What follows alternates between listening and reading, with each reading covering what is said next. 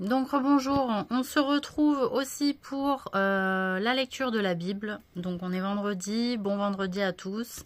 C'est un jour malgré tout qui reste sacré, hein, peu importe que vous ayez changé les dates à un moment donné, c'est pas grave. Voilà. Alors, on y va. Bon, je remonte plus, hein, voilà, vous me faites confiance et j'ouvre sur l'Ancien Testament. Et je tombe sur le second livre de Samuel. Donc voilà. Et c'est le chapitre 1. Je tombe sur le chapitre 1. Donc David pleurant sur Saul et Jonathan. Après la mort de Saul, David, qui avait battu les Amalécites, était depuis 2 jours revenu à Tsiklag. Le 3e jour, un homme arriva du camp de Saul, les vêtements déchirés et la tête couverte de terre lorsqu'il fut en présence de David. Il se jeta par terre et se prosterna. David lui dit « D'où viens-tu » Et il lui répondit « Je me suis sauvé du camp d'Israël. » David lui dit « Que s'est-il passé, dis-moi donc » Et il répondit « Le peuple s'est enfui du champ de bataille et un grand nombre d'hommes sont tombés et ont péri. Saul même et Jonathan, son fils, sont morts. » David dit au jeune qui lui apportait ces nouvelles « Comment sais-tu que Saul et Jonathan, son fils, sont morts ?» Et le jeune homme qui lui apportait ces nouvelles répondit « Je me trouvais sur la montagne de Gilboa, et voici Saul s'appuyait sur sa lance, et voici les chars et les cavaliers étaient près de l'atteindre. S'étant retourné, il m'aperçut et m'appela. Je dis « Me voici », et il me dit « Qui es-tu » Je lui répondis « Je suis Amalécite. » Et il dit « Approche donc et donne-moi la mort, car je suis pris de vertige, quoiqu'encore plein de vie. » Je m'approchai de lui et je lui donnai la mort, sachant bien qu'il ne survivrait pas à sa défaite. J'ai enlevé le diadème qui était sur sa tête et le bracelet qu'il avait au bras, et je les apportai ici à mon seigneur.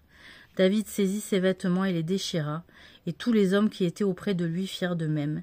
Ils furent dans le deuil, pleurèrent et jeûnèrent jusqu'au soir à cause de Saul, de Jonathan son fils, du peuple de l'Éternel et de la maison d'Israël, parce qu'ils étaient tombés par l'épée. David dit au jeune homme qui lui avait apporté ces nouvelles, « D'où es-tu » Il répondit, « Je suis le fils d'un étranger, d'un Amalécite. » David lui dit, « Comment n'as-tu pas craint de porter la main sur loin de l'Éternel et de lui donner la mort ?» Et David appela l'un de ses gens et dit, « Approche et tue-le. » Cet homme frappa l'Amalécite qui mourut, et David lui dit, « Que ton sang retombe sur ta tête, car ta bouche a déposé contre toi, puisque tu as dit, j'ai donné la mort à loin de l'Éternel. » Voici le cantique funèbre que David composa sur Saul et Jonathan son fils, et qu'il ordonna d'enseigner aux enfants de Juda. C'est le cantique de l'arc, il est écrit dans le livre du juste.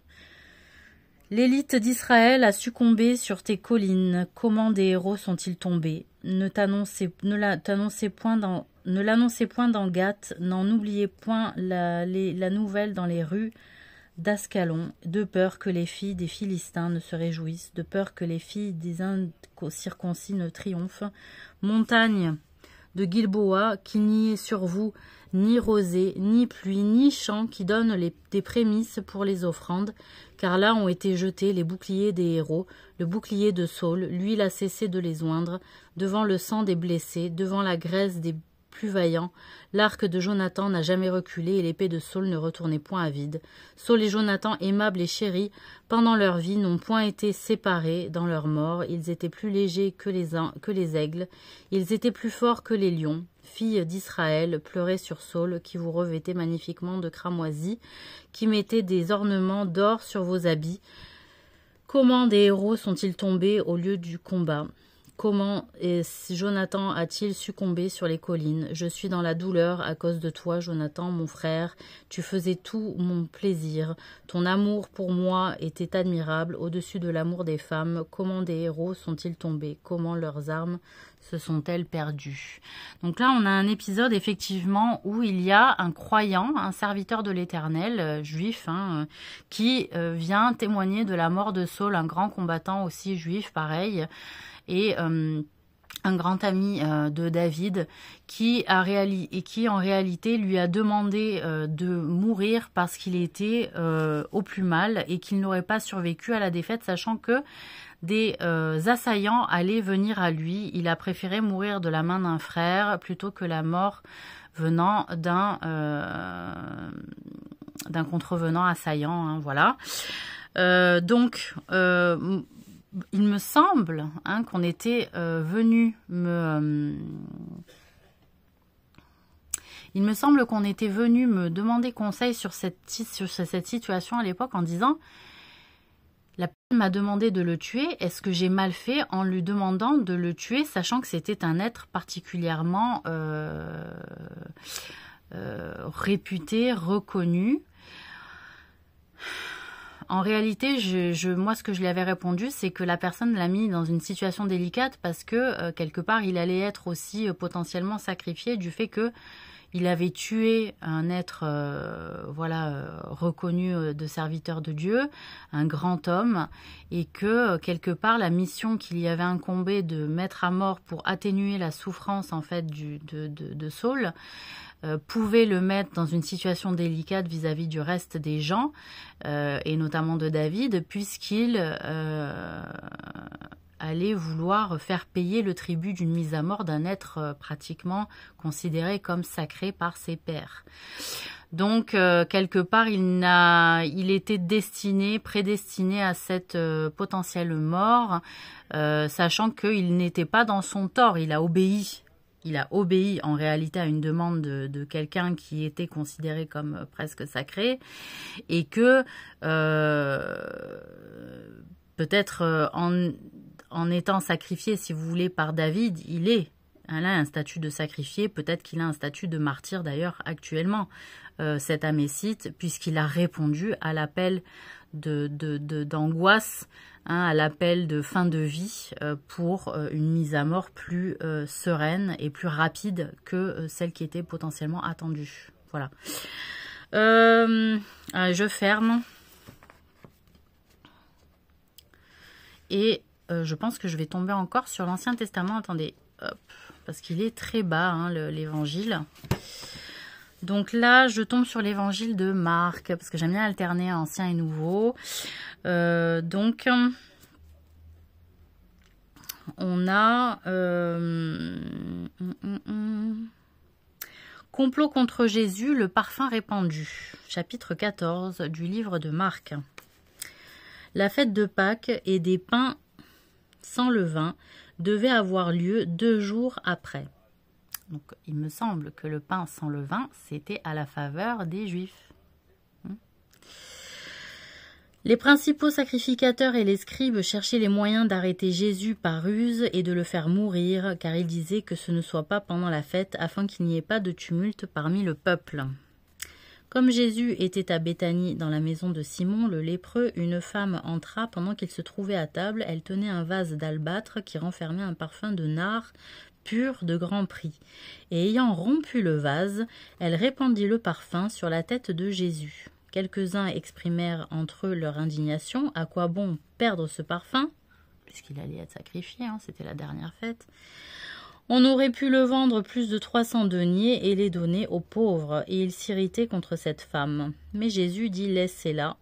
Pourquoi lui faites-vous de la peine? Elle a fait une bonne action à mon égard, car vous avez toujours les pauvres avec vous, et vous pouvez leur faire du bien quand vous voulez, mais vous ne m'avez pas toujours. Elle a fait ce qu'elle a pu, elle a d'avance embaumé mon corps pour la sépulture, je vous le dis en vérité, partout où la bonne nouvelle sera prêchée, dans le monde entier, on racontera aussi en mémoire de cette femme et qu'elle a fait. Ce qu'elle a fait. Judas Iscariote, l'un des 12, alla vers les principaux sacrificateurs afin de leur livrer Jésus. Après l'avoir entendu, ils furent dans la joie et promirent de lui donner de l'argent. Et Judas cherchait une occasion favorable pour le livrer. Donc en fait, on a un petit épisode d'une personne, d'une femme. Vous savez, quand on a un peu un être sacré, comme ça, prophète, parfois on ne sait pas comment se positionner et on a envie de faire quelque chose de bien pour la personne et on a envie de le rendre un petit peu sacré en lui offrant un cadeau cher qui ne sera pas au bénéfice des pauvres en fait, qui sera sacrifié. Donc, il y a toujours Difficulté puisque quoi qu'on fasse parfois dans les actes de sacralisation un peu auprès d'une personne, c'est critiqué parce que l'objectif est toujours d'aider les pauvres, de servir les pauvres quand on est prophète, etc. Donc voilà. Mais en réalité, Jésus ne le condamne pas puisque et déjà il a accepté le cadeau en disant j'accepte ce sacre d'être huilé de parfum puisque je suis un être sacrifié mais particulier et que cela n'est pas perdu. Il faut savoir quand même que il arrivait parfois quand on sacrifiait des bêtes qu'on les ornait de fleurs, qu'on rendait parfois les bêtes belles quand elles étaient sacrifiées. Donc voilà, c'était aussi pas de dire Jésus il est pas en deçà des bêtes quand il part en sacrifice aussi. Donc c'était des longues traditions comme ça, mais il y avait toujours des disciples de Jésus qui étaient quand même, oui mais pour les pauvres, oui mais on aurait pu tirer richesse, etc. Bon, les disciples des fois ils avaient du mal à comprendre aussi la discipline de la religion et de l'humilité face aux cadeaux de partage et naïf en fait, du côté où il est sacré, je lui offre quelque chose qui m'a coûté très cher et je le sacre par cet acte. Voilà, alors je referme. Et alors je tombe encore sur le livre de Samuel. Et là je tombe sur... dans le chapitre 27, donc on est dans l'épisode avec Saul, on y revient. David à Tsiklag. David dit en lui-même, je périrai un jour par la main de Saul, il n'y a rien de mieux pour moi que de me réfugier au pays des Philistins, afin que Saul renonce à me chercher encore dans tout le territoire d'Israël. Ainsi j'échapperai à sa main, et David se leva, lui et les 600 hommes qui étaient avec lui, et ils passèrent chez Akish, fils de Maok, roi de Gath. David et ses gens restèrent à Gath auprès d'Akish. Ils avaient chacun leur famille, et David avait ses 2 femmes, Achinoam de Jizreel et Abigaël de Carmel, femme de Nabal. Saul informait que David s'était enfui à Gath, cessa de le chercher. Donc là, moi j'apprends, parce que je redécouvre la Bible avec vous, que en fait David et Saul étaient ennemis, comme quoi on peut respecter dignement ses ennemis aussi.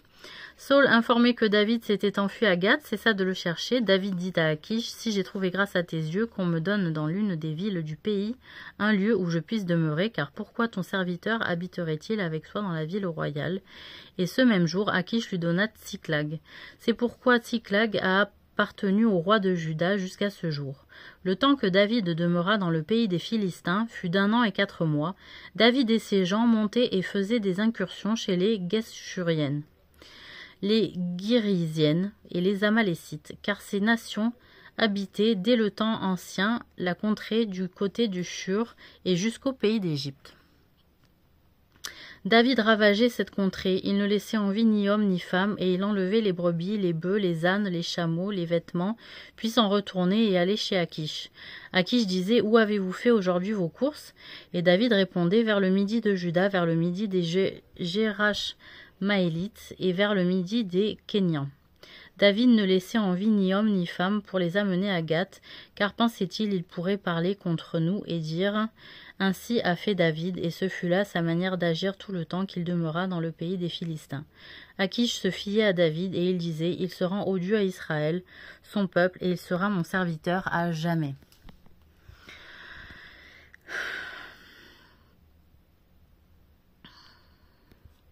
En fait, ça marque aussi une séparation de David peut-être avec le peuple d'Israël. Là, il faudrait que je reprenne avant, il faudrait que je reprenne après. Mais on est un petit peu dans la découverte au fil du temps et on comprendra mieux au fil des semaines. Ceux qui sont déjà férus d'Ancien Testament connaissent.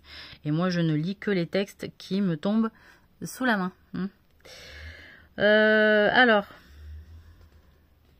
On voit quand même que David ravageait femme, enfant, femme et homme.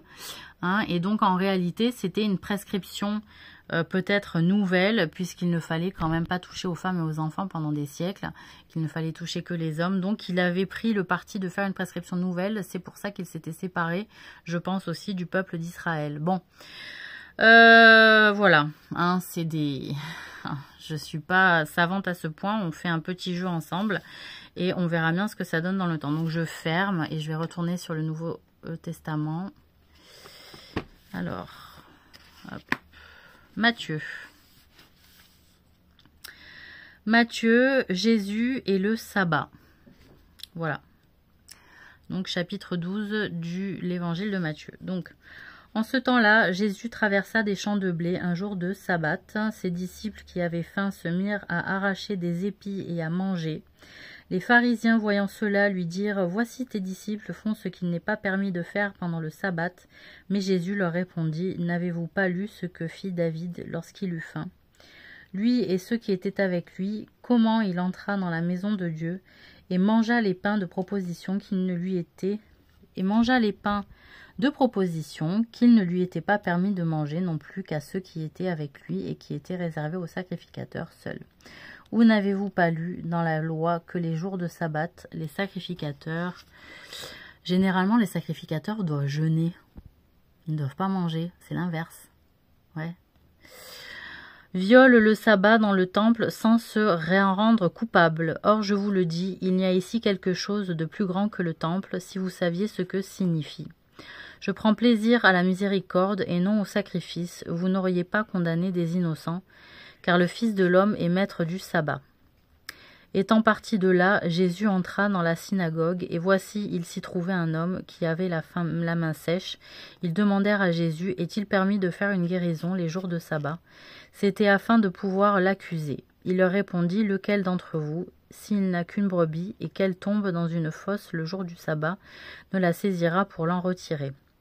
Combien un homme ne vaut-il pas plus qu'une brebis? Il est donc permis de faire du bien les jours de sabbat. Alors il dit à l'homme, étends ta main, il l'étendit, et elle devint saine comme l'autre. Les pharisiens sortirent et ils se consultèrent sur les moyens de le faire périr. Mais Jésus, l'ayant su, s'éloigna de ce lieu. Une grande foule le suivit, il guérit tous les malades, et il leur recommanda sévèrement de ne pas le faire connaître, afin que s'accomplisse ce qui avait été annoncé par Isaïe le prophète. Voici mon serviteur que j'ai choisi, mon bien-aimé, en qui mon âme a pris plaisir. Je mettrai mon esprit sur lui, et il annoncera la justice aux nations. Il ne contestera point, il ne criera point, et personne n'entendra sa voix dans les rues. Il ne brisera point le roseau cassé, et il n'éteindra point le lumignon qui fume, jusqu'à ce qu'il ait fait triomphant la justice, et les nations espéreront en son nom. Alors on lui amena un démoniaque aveugle et muet, et il le guérit, de sorte que le muet parlait et voyait. Toute la foule étonnée disait, n'est-ce point là le fils de David? Les pharisiens ayant entendu cela dire, cet homme ne chasse les démons que par Belzébul, prince des démons.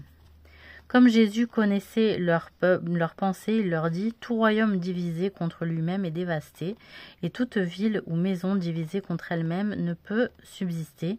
Satan chasse Satan, il est divisé contre lui-même. Comment donc son royaume subsistera-t-il? Et si moi je chasse les démons par Belzébul vos fils, par qui les chassent-ils? C'est pourquoi ils seront eux-mêmes vos juges. Mais si c'est par l'Esprit de Dieu que je chasse les démons, le royaume de Dieu est donc venu vers vous.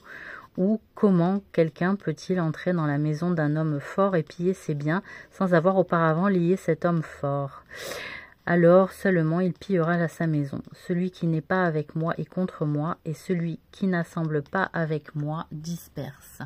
Donc en réalité, il y avait des gens qui pensaient que Jésus travaillait par l'œuvre du diable. En réalité, il a voulu rappeler quand même qu'il rappelait par l'ordre de Dieu, qu'il travaillait par l'œuvre de Dieu, pardon.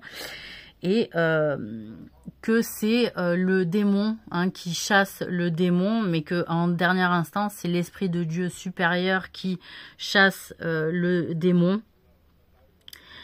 Et si c'est par l'Esprit de Dieu que je chasse les démons, le royaume de Dieu est donc venu vers vous. C'est-à-dire que la porte s'ouvre pour vous qui avez œuvré au travers des démons. Ça veut dire que si Dieu s'ouvre à vous et fait partir le démon en vous, Dieu est miséricordieux, Dieu vous accueille, malgré le fait que vous ayez utilisé la science de démonologie, en fait, à l'encontre des personnes.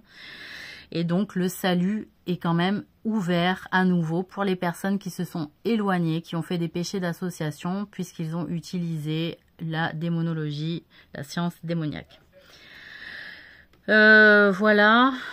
Donc, on reprend. Comme Jésus connaissait leurs pensées, il leur dit « Tout royaume divisé contre lui-même est dévasté, et toute ville ou maison divisée contre elle-même ne peut subsister. » Donc, plus on crée la division, plus la chose disparaît. Et en réalité, je fais un petit aparté, en France, c'est ce qui se passe. Nous sommes extrêmement divisés les uns envers les autres, et c'est pour ça que la France ne ressemble plus à la France, et que d'autres pays s'en saisissent, hein, puisqu'ils sont plus unis que nous. Nous sommes dans la désunion, pour des histoires de racisme, pour des histoires de communauté, pour des histoires de vêtements, et que à un moment donné, ce qui se passe, c'est que des gens vont trouver place, en lieu et place, pour... Il faut quand même le dire, hein, que le voile dérange, par exemple, je fais une petite aparté, le voile dérange en France, mais par exemple, en Israël, les femmes voilées peuvent naviguer de partout, peuvent travailler de partout.